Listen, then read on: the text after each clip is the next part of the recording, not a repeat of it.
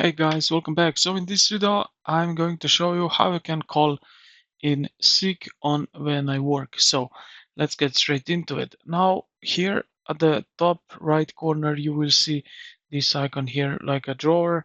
And right here, you will see then request time off requests, shift requests, open shift requests.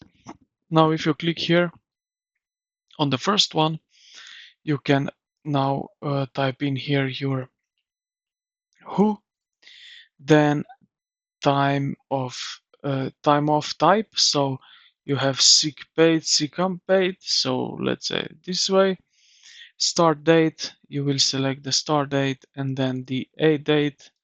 Let's say something like that. Total paid hours are, I don't know how many, let's say 28. And then here you will put in the message for your boss and then send the request. Okay, so after that is simply just on your boss to see your request and approve it. And yeah, this is pretty much how you can put in for a sick day. And right here, time off requests, you will see it right here on my requests.